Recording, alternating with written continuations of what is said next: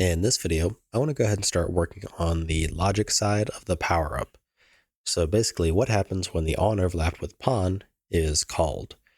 So my idea here is I had originally kind of contemplated between two systems, one being the child or inheritance route.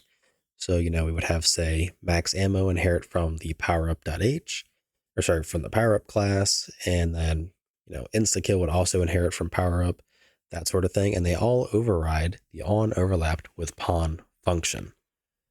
However, the route that the other route that I was thinking of was kind of making a U object, and the logic inside the U object would be for the given power up. So it basically just created a U object, and once that kicked off, it would just run its logic.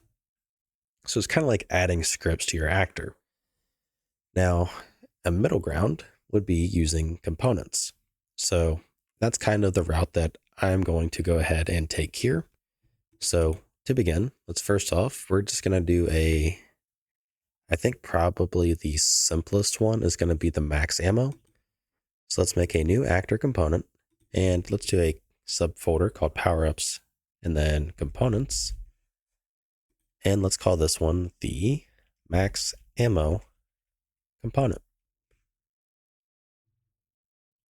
Now in our case, because it's something that is instant, we can go ahead and remove our tick and all that kind of stuff. So let's delete all that. Set can never take to false, and we want to set is replicated by default to true.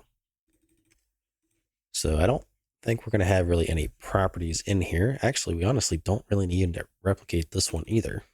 So let's remove that, because we only care in this case for the max ammo for it to run, I think, just server side, because this is just only the logic. So in our power up, we need to know, okay, what component do we want to spawn and give to our power up?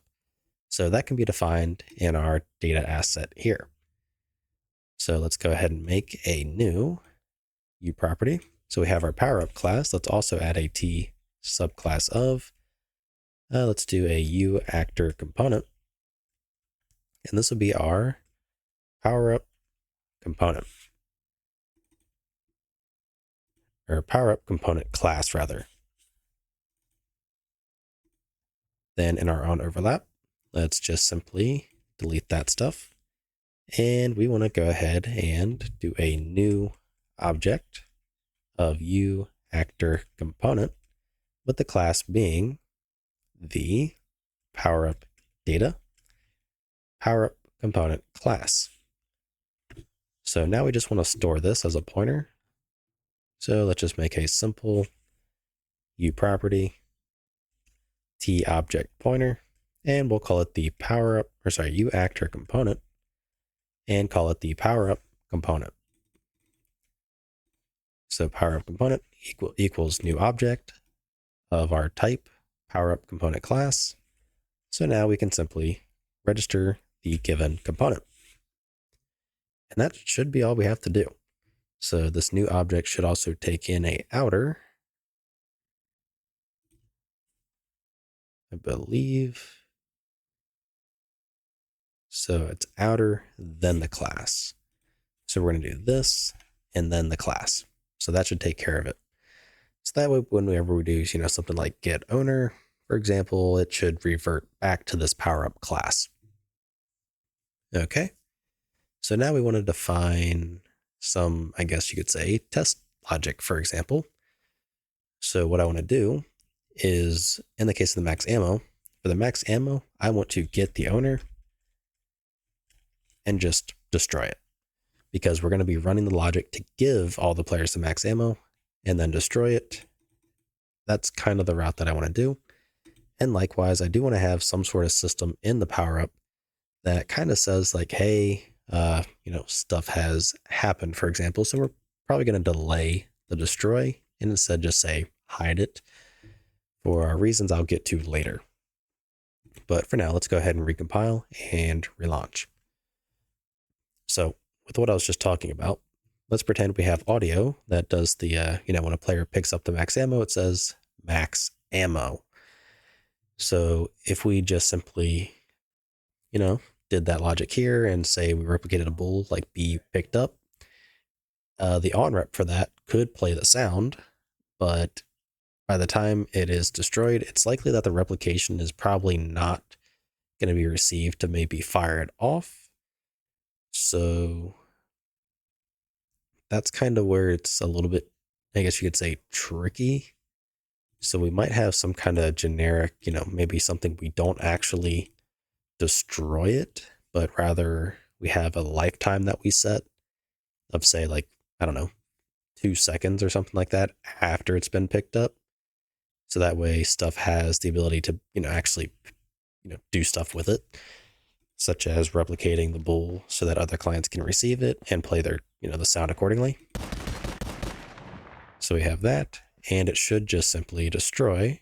Actually, no, it won't, because there is no class, so it's probably going to crash like so.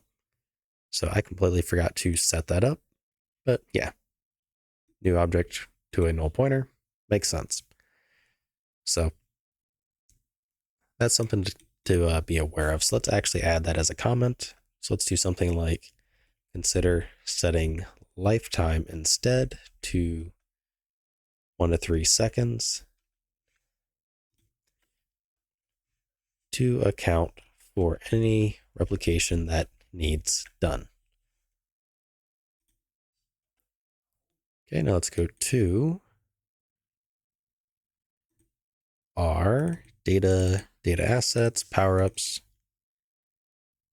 So let's just set these all for now to the max ammo component.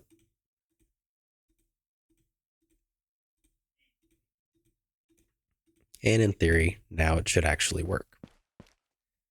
And we also want to test this on the client as well.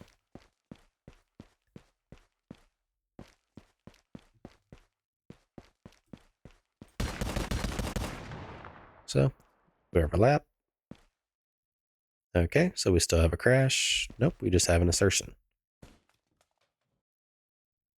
So let's see why. So failed to route begin play on component has begun play. So I wouldn't think that would be due to calling destroy right away, but I could be wrong.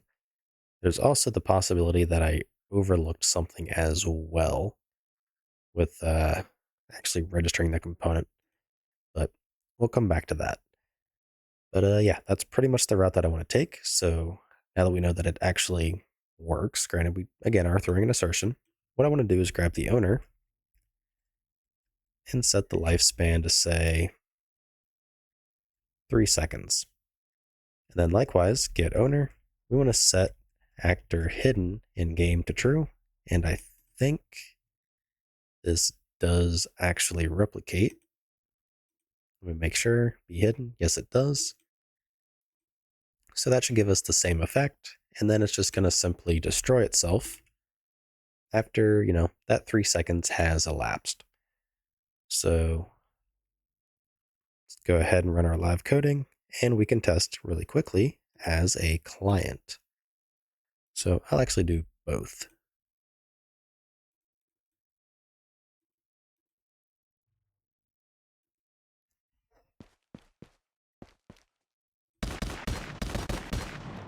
Okay. So client picks it up. Good to go. Oh, another one spawned. Okay. Server picks it up. And there we go. Okay. So that seems to be working how we want. So I'm going to leave this video here, and I will see you in the next one where we continue with, well, our logic. If you like what I'm doing and you want to help support me, you can find a link to my Patreon in the description below, where you can also get early access to this entire series.